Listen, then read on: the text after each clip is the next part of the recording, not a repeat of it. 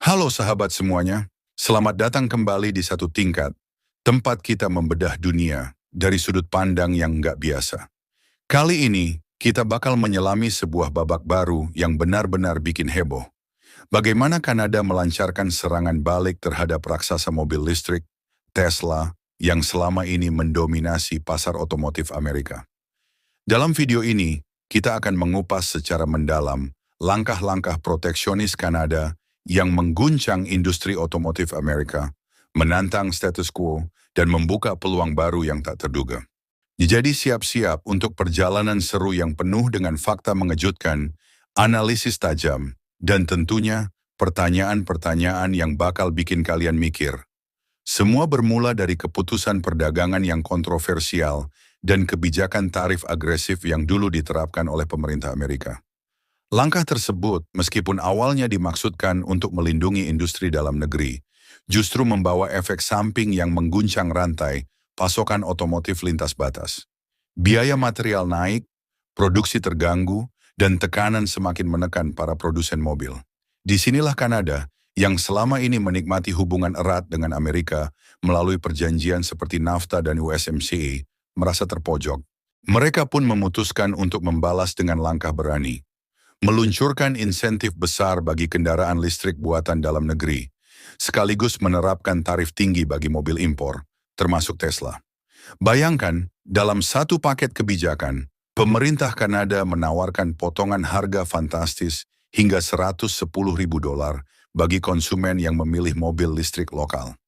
Sementara itu, merek Tesla yang selama ini identik dengan inovasi dan teknologi canggih, tiba-tiba harus menghadapi bayangan tarif tinggi yang bisa menggerus daya tarik produknya. Tentunya, ini bukan hanya soal angka, melainkan tentang bagaimana identitas dan reputasi sebuah brand bisa terguncang dalam sekejap. Jadi, apakah langkah ini akan membuat Tesla kehilangan pijakannya di pasar Amerika Utara? Atau justru menjadi pendorong bagi inovasi dan strategi baru yang lebih cerdas? Tak hanya soal tarif, langkah ini juga menyoroti betapa rumitnya hubungan dagang antar negara. Selama bertahun-tahun, Kanada dan Amerika telah menikmati aliran suku cadang yang lancar, mengintegrasikan proses manufaktur lintas batas yang menghasilkan efisiensi luar biasa. Namun, ketika kebijakan proteksionis tiba-tiba diaktifkan, seluruh sinergi yang telah terbangun itu pun terancam.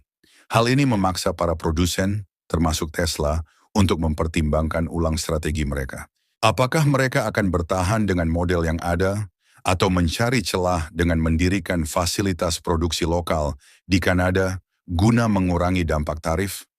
Ini adalah dilema besar yang membuka babak baru dalam persaingan global. Sambil kita menyelami lebih dalam, mari kita ulas bagaimana dampak kebijakan ini terasa di berbagai sisi. Di satu sisi, insentif besar bagi mobil listrik buatan Kanada diyakini bisa mendorong pertumbuhan industri lokal. Produsen domestik yang selama ini harus bersaing dengan raksasa impor kini mendapat angin segar, bisa mendapatkan dukungan besar dari pemerintah.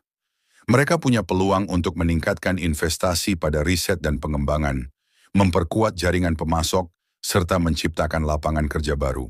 Di sisi lain, proteksionisme yang terlalu keras bisa memicu efek domino.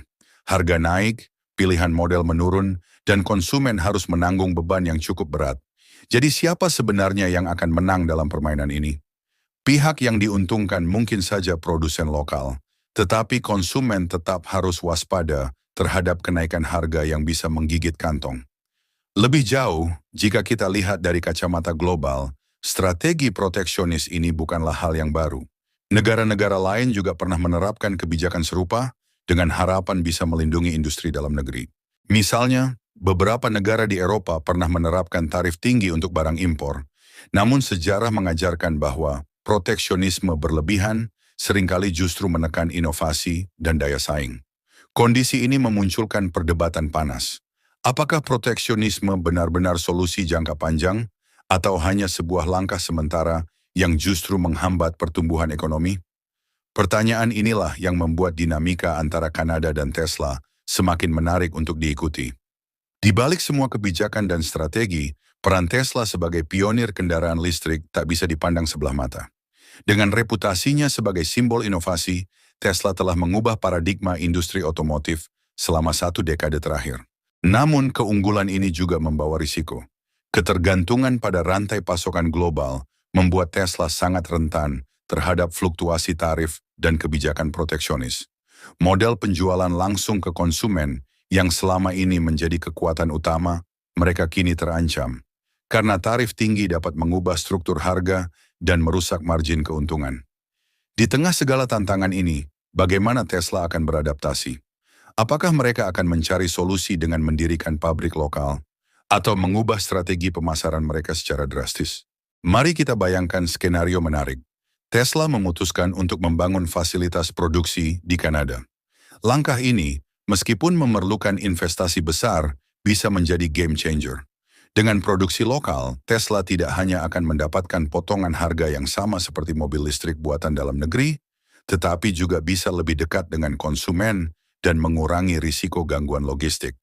Namun, membangun pabrik baru bukanlah keputusan yang mudah. Pelatihan tenaga kerja, penyesuaian regulasi, dan integrasi dengan rantai pasokan lokal menjadi tantangan tersendiri. Di sisi lain, keuntungan jangka panjang seperti pengurangan tarif dan peningkatan citra merek bisa jadi sangat menggiurkan. Jadi, apakah ini masa depan Tesla di pasar Amerika Utara? Tak kalah menarik adalah reaksi dari para pemain industri lainnya. Produsen otomotif besar seperti Ford dan General Motors yang selama ini mengandalkan efisiensi perdagangan lintas batas, kini harus memikirkan ulang strategi mereka.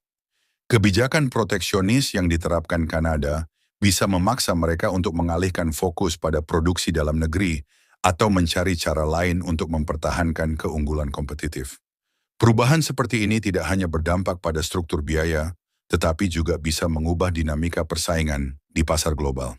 Jika tarif tinggi diterapkan secara meluas, kita mungkin akan melihat terjadinya perang dagang otomotif yang lebih intens, di mana kedua belah pihak saling memberlakukan tarif hingga akhirnya menekan pertumbuhan ekonomi secara keseluruhan.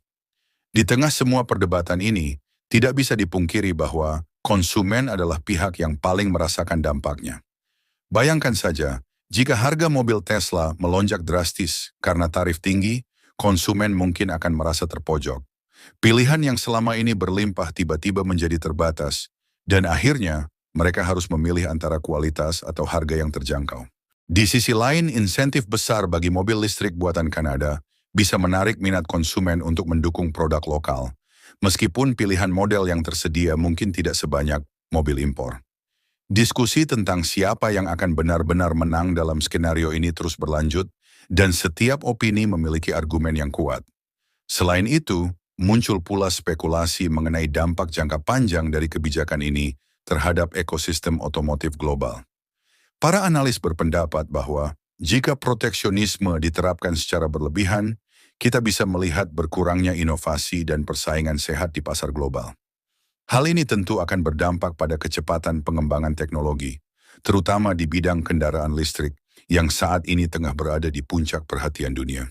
Di satu sisi, kebijakan proteksionis bisa memacu produsen lokal untuk berinovasi lebih cepat, tetapi di sisi lain, ia juga bisa menciptakan lingkungan yang terlalu terproteksi sehingga menghambat masuknya ide-ide segar dari luar. Lalu, apakah langkah Kanada kali ini akan membuka jalan bagi inovasi yang lebih inklusif atau justru menutup pintu bagi persaingan global? Dari sudut pandang geopolitik, konflik ini juga menyoroti betapa eratnya keterkaitan antara kebijakan perdagangan dan hubungan diplomatik antar negara. Hubungan ekonomi antara Kanada dan Amerika selama ini telah menjadi tulang punggung stabilitas kawasan. Namun dengan munculnya tarif tinggi dan kebijakan proteksionis, kedua negara kini berada di persimpangan jalan. Apakah ini akan menjadi titik balik yang mengubah arah hubungan bilateral, atau hanya sebuah fase sementara yang akan berlalu seiring dengan perubahan dinamika politik global? Tak dapat dipungkiri, setiap kebijakan proteksionis selalu memiliki efek domino yang meluas. Dari sektor manufaktur hingga distribusi, dari riset dan pengembangan hingga pemasaran, semuanya terpengaruh oleh setiap keputusan tarif yang diambil. Bagi perusahaan besar, adaptasi adalah kunci untuk bertahan.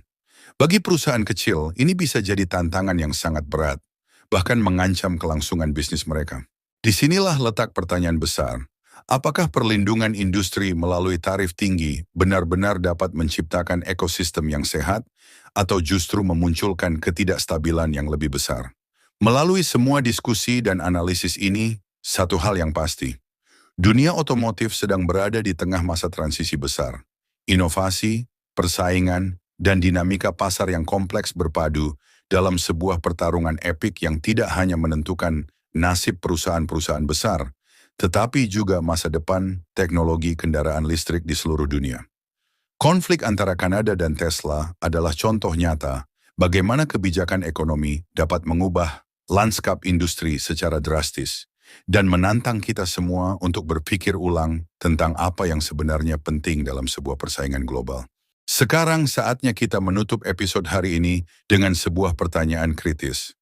Menurut kalian, apakah strategi proteksionis Kanada akan membawa perubahan positif bagi industri otomotif lokal atau justru memicu konflik yang lebih besar?